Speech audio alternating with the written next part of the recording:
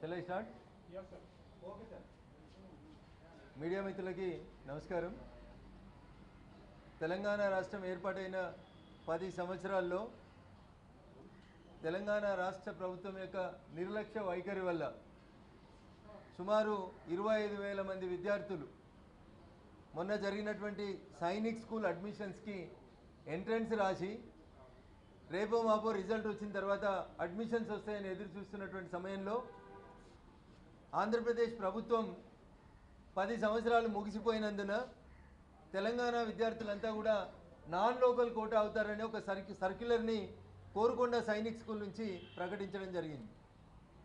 దీనివల్ల 25,000 మంది విద్యార్థులు సైనిక్ స్కూల్లో అడ్మిషన్ కోసం గత ఏడాది కాలం నుంచి కష్టపడి ప్రిపేర్ అయినటువంటి అనేక మంది చిన్నారులు తమకు అడ్మిషన్స్ రాక తెలంగాణ రాష్ట్రంలో ఒక్క సైనిక్ స్కూల్ కూడా లేక అనేక రకాలైనటువంటి ఇబ్బందులకు గురవుతున్న ఈ తరుణంలో ఈరోజు కేంద్ర రక్షణ శాఖ సహాయ మంత్రి గౌరవనీయులు సంజయ్ సేఠ్ గారిని కలిసి తెలంగాణ రాష్ట్రానికి జరుగుతున్నటువంటి అన్యాయం, ఈ ఒక్క సంవత్సరంలో అయినా ఎంట్రన్స్ రాసినటువంటి విద్యార్థులకి నోటిఫికేషన్లో తెలంగాణ రాష్ట్రానికి సీట్లు ఇవ్వమని లేదు కాబట్టి ఆంధ్రప్రదేశ్లో 67% కోటాలో తెలంగాణ విద్యార్థుల్ని లోకల్గా కన్సిడర్ చేయమని చెప్పి కేంద్ర రక్షణ శాఖ సహాయ మంత్రి సంజయ్ సేఠ్ గారిని కలిసి ఇప్పుడు మేము ఒక వినతి పత్రం అందజేయడం జరిగింది. సానుకూలంగా స్పందించినటువంటి మంత్రి గారు ఈరోజు సాయంత్రం 7 గంటలకు వారు మాస్కో వెళ్తున్నానని, 11వ తారీఖుకి వారు రష్యా నుంచి తిరిగి రాగానే రాజ్నాథ్ సింగ్ గారితో కలిసి ఖచ్చితంగా చర్చించి తెలంగాణ విద్యార్థులకి న్యాయం జరిగేలా చేస్తానని చెప్పి హామీ ఇవ్వడం జరిగింది.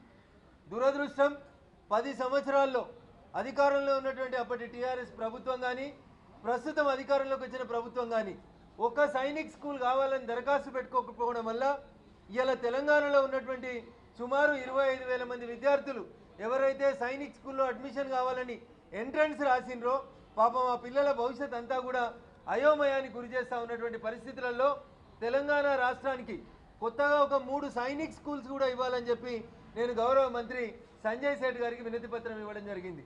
దీనిపైన కూడా సానుకూలంగా స్పందించినటువంటి మంత్రి గారు వెంటనే రేపటి నుంచి ఆన్లైన్ లోపల అప్లికేషన్ పెడితే ఖచ్చితంగా తెలంగాణ రాష్ట్రానికి సైనిక్ స్కూల్ కూడా మంజూరు చేస్తానని హామీ ఇచ్చినందుకు గౌరవ రక్షణ శాఖ మంత్రి సంజయ్ సింగ్ గారికి, సహాయ మంత్రి గారికి నేను కృతజ్ఞతలు తెలియజేస్తా ఉన్నాను. రఘునందన్ ఎప్పటికీ మమ్మల్నే తిడతాడని బాధపడేటువంటి మా టీఆర్ఎస్ మిత్రులకి ఒక మాట చెప్పదలుచుకున్నాను.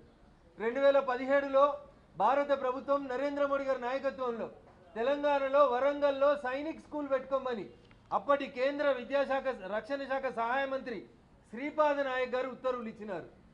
శ్రీపాద నాయక్ గారు 2017లో తెలంగాణకి ఒక సైనిక్ స్కూల్ వరంగల్కి మంజూరు చేస్తే 2021లో పిసిసి అధ్యక్షుని హోదాలో ఉత్తమ్ కుమార్ రెడ్డి గారు ఎంపీ నల్గొండ గారు పార్లమెంట్లో ప్రశ్న అడిగితే మీ తెలంగాణ ప్రభుత్వం స్థలం ఇవ్వట్లేదు, సైనిక్ స్కూల్ పట్ల మీ తెలంగాణ ప్రభుత్వం ఆసక్తి చూపడం లేదని రాతపూర్వకంగా పార్లమెంట్లో శ్రీపాద నాయక్ గారు రిప్లై ఇచ్చినారు. 2014 తెలంగాణ రాష్ట్రం ఏర్పాటు అయిన నుంచి 2025 వరకు రాష్ట్ర ప్రభుత్వం చొరవ తీసుకోకపోవడం వల్ల తెలంగాణ రాష్ట్రానికి ఒక్క సైనిక్ స్కూల్ కూడా రాలేకపోయింది. దీనివల్ల అనేక మంది విద్యార్థులు నష్టపోతూ ఉన్నారు.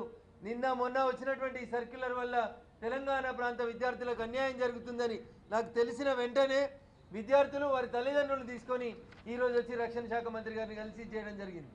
నేను సూటిగా ఒకటే అడగదలుచుకున్న రాష్ట్ర ప్రభుత్వాన్ని, 10 ఏళ్ళు పాలించినటువంటి ప్రభుత్వం సైనిక్ స్కూల్ 2017లో మంజూరు అయితే 2023 డిసెంబర్లో గద్దె దిగేదాకా వాళ్ళు కనీసం దరఖాస్తు పెట్టి కేంద్రం మంజూరు చేసిన సైనిక్ స్కూల్ కనీసం స్థలం ఇవ్వలేదు.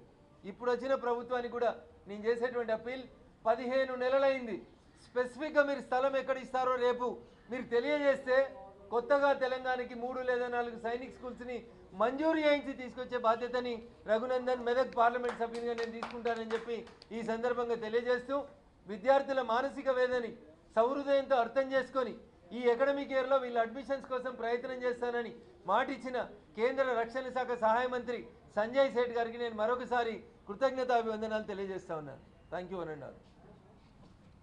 రాష్ట్రంలో ఆర్థిక పరిస్థితి అస్సలు బాగాలేదు, ఉద్యోగులు డిమాండ్లతోని నన్ను కోసుకొని వండుకొని తింటారా?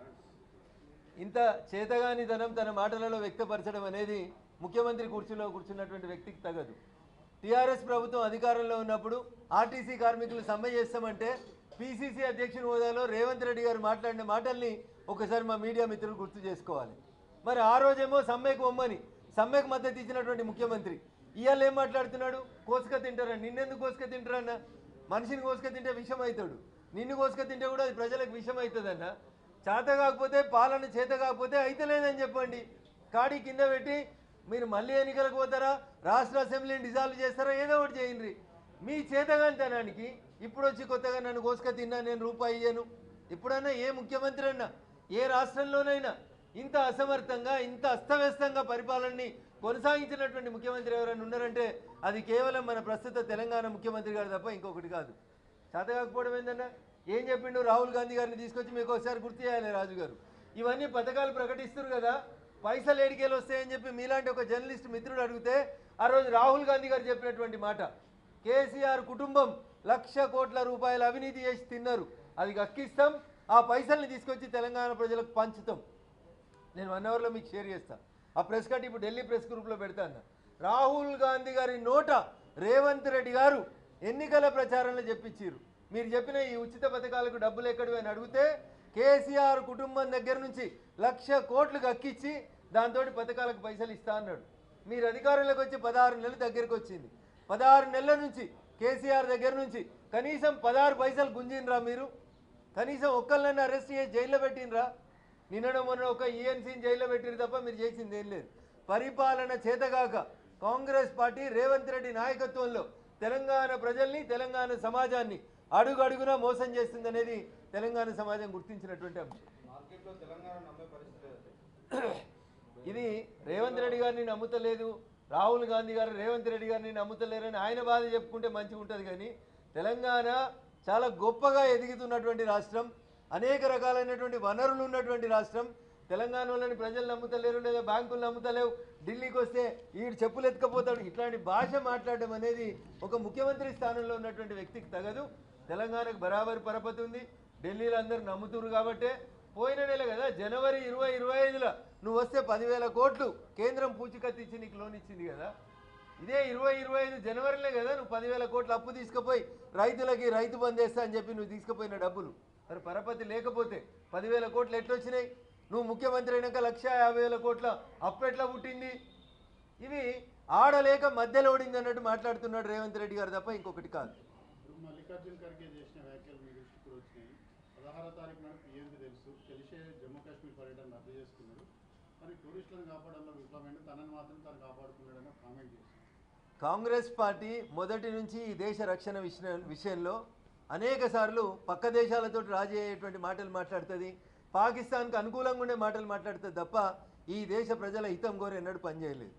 ఒకవేళ ఈ దేశ ఇంటెలిజెన్స్ కానీ డిఫెన్స్ కానీ ప్రధానమంత్రి గారికి కానీ ఆ సమాచారం తెలిస్తే అందరికంటే ముందు దేశ భద్రత కోసం nation first party next individuals last అని కొట్లాడేటువంటి పార్టీలో పుట్టి పెరిగి ఎదిగినటువంటి నరేంద్ర మోడీ గారు ఈ దేశ ప్రజల ప్రాణాలని పనంగా పెట్టారు. అది కేవలం కాంగ్రెస్ సంస్కృతి తప్ప ఇంకొకటి కాదు. దేశమంతా నరేంద్ర మోడీ గారి నాయకత్వంలో సంఘటితమై పాకిస్తాన్కే ఉప్పర్ బదలాలేవు అంటుంటే కాంగ్రెస్ పార్టీకి ఏం రోగమో నాకు అర్థం కాదు. నరేంద్ర మోడీ గారికి ముందే తెలుసు. నరేంద్ర మోడీ గారు సౌదీ అరేబియాలో ఉన్నారు, తన ప్రోగ్రాం రద్దు చేసుకొని మరీ వచ్చిండ్రు, వచ్చి ఎయిర్పోర్ట్ నుంచే సమీక్ష చేస్తూ ఉన్నాడు. కాంగ్రెస్ ఈ దేశ హితం కోసం ఏ రోజు పనిచేయలేదు. ఈ రోజు కూడా దేశ ప్రజలంతా ఒక దిక్కుంటే కాంగ్రెస్ పార్టీ ఒక దిక్కుంది. ఇది దురదృష్టం. ఖర్గే గారు లాంటి ఒక సీనియర్ పొలిటీషియన్ అట్లా మాట్లాడడం అనేది కాంగ్రెస్ పార్టీ దిగజారుడుతనానికి నిదర్శనం. అన్నా నోరుతో నవ్వడం, నొసలతో ఎక్కిరించడం కాంగ్రెస్ పార్టీకి అలవాటు. అఖిలపక్ష సమావేశాలనేమో మీరు ఏం తీసుకున్నా సపోర్ట్ చేస్తామని మాట్లాడతారు. బయటికి వచ్చి ప్రెస్ మీట్లు పెట్టి నరేంద్ర మోడీ గారికి 3 రోజుల ముందే తెలుసని ఎవరిని బదనాం చేద్దాం అనుకుంటున్నారు మీరు? నరేంద్ర మోడీ అంటే ఈ దేశ ప్రధానమంత్రి గారు. ఈ దేశ ప్రధానమంత్రి గౌరవాన్ని తగ్గించి పాకిస్తానానికి ఊరట కలిగించేటువంటి మాటలు మాట్లాడేటువంటి ఇట్లాంటి మనుషులని ఏమనాలనేది ఒకసారి దేశ ప్రజలు ఆలోచించుకోవాలి. Thank you very much.